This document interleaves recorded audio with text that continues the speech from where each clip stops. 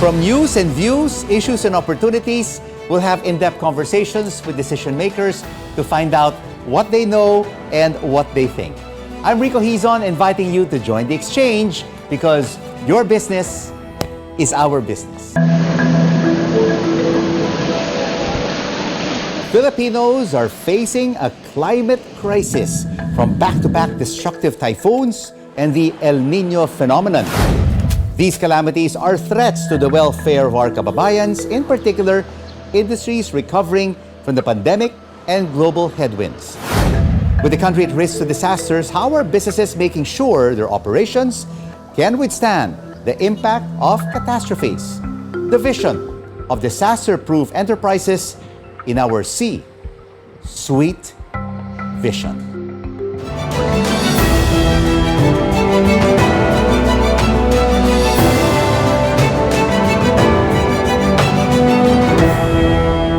Communities are still shaken from the fury of recent typhoons. What weather conditions can we expect for the remainder of the year? Let's now have an exchange with PAG-ASA's Liza Solis. Liza, great to have you with us.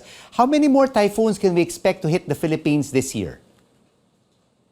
Well, good afternoon. So based from PAG-ASA's monitoring and forecasting, so we still have around 8 to 11 tropical cyclones that might affect our country by end of December.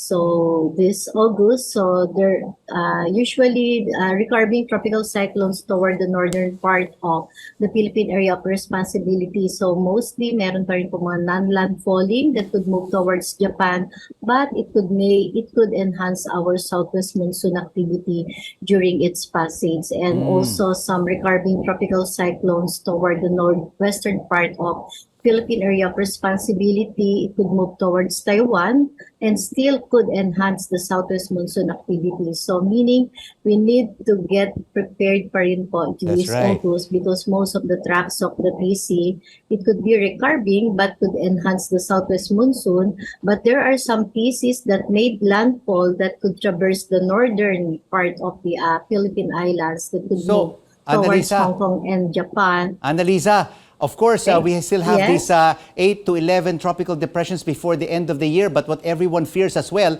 is El Nino. What is the extent of its possible impact in 2023? Yes, so mostly climate outlook further suggests that the aggregate of the impact of El Nino is expected towards the last quarter of the year, and in fact based from forecast of PAG-ASA, so mga around 26 provinces might experience dry spell by end of December 2024. When we say dry spell, it could mean that 3 consecutive months of having below normal rainfall condition or 2 consecutive months of way below normal rainfall condition, meaning further more than 60% reduction from its normal rainfall. So those are the possible effects of El Nino towards the end of this year, 2023. Thank you so much for this weather forecast exchange, Liza Solis of PAG-ASA. So how is the country stepping up its disaster resilience and preparedness as our kababayans stagger from one calamity to another? Let's now have an exchange with Rachel Miranda from DOST. Rachel, we just heard Liza from PAG-ASA saying we still have 8 to 11 tropical depressions that will hit the country this year. The government keeps on talking about disaster resilience and preparedness, yet our kababayans and communities keep feeling the impact of these disasters. What is wrong with our disaster management initiatives?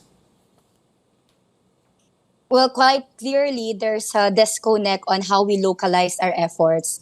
And in the thrust of the government, we want our kababayans to appreciate more this risk so that our efforts are more localized. And this is also the reason why at the Department of Science and Technology, we are doing this Handa Pilipinas exposition of our Filipino-made technologies for the Filipino people. This is to show them that we are not powerless against these hazards, that we can prevent these hazards from becoming disasters. So, Rachel, what are these Handa Pilipinas technologies and innovations to help our country in our most pressing times for disaster preparedness? So in partnership with the academic institutions, the private sector, our Filipino inventors, and of course, even startups and innovation setups in the Philippines, the Department of Science and Technology funded, supported, and even developed these technologies. And one of our flagship programs right now is the development of the GeoRisk Philippines platform. So this is a web portal wherein individuals, organizations can access their data, their risk data at the tip of their fingers. So it can automatically generate and produce a report for you to know what hazards are present in your community and most importantly, the recommendations of what you can do. We believe that by understanding first the hazard and risk in your area, it will prompt you to have your early actions and right preparedness actions. And is this available for everybody on the national and local level? That's right, Rico. It's made available, especially to those with access via internet.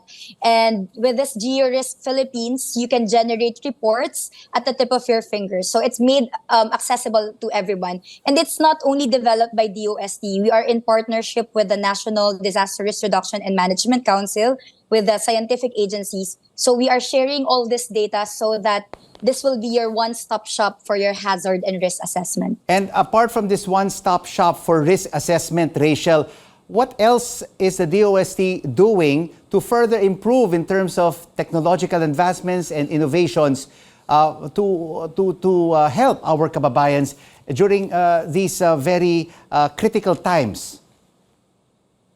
As the lead in disaster prevention and mitigation, the DOST believes that half the battle is won if we prioritize prevention and mitigation. And I think that is something that is currently missing or lacking in terms of our efforts, our collective efforts. One of our initiatives right now is to ensure that all of our technologies are being transferred to our intended users, and one of which are the local government units. And we develop this technology so that it is made accessible and localized to the public. So one important, I think, technology right now is the Usher technologies. This is developed by Mapua University. It helps us to have an understanding of the structural health of our infrastructures. By doing so, we know the right engineering measures and prevent further disasters in times of earthquake or even to typhoon-proof our facilities. So these measures will definitely not only save lives, but it will save livelihoods and perhaps protect our current economic gains. Thank you so much for this disaster resilience exchange, Rachel Miranda from DOST. And now here's a rundown of the week's top business stories. The Philippine Statistics Authority reports an inflation rate of 4.7% in July. That is lower than June's 5.4%. The Treasury Bureau says the national outstanding debt rose to 14.15 trillion pesos in June, up by over 51 billion pesos month on month. And S&P Global's latest survey reveals the country's manufacturing activity improved in July after an 11-month low the previous month. And coming up on the exchange, where your business is our business, just how much does the economy lose to disasters? We have an exchange with the Asia-Pacific Chief Economist of S&P Global Market Intelligence from Singapore. Plus, how are enterprises responding to calamities and the climate crisis? The Philippine Disaster Resilience Foundation tells us straight ahead, right here on CNN Philippines. News you can trust.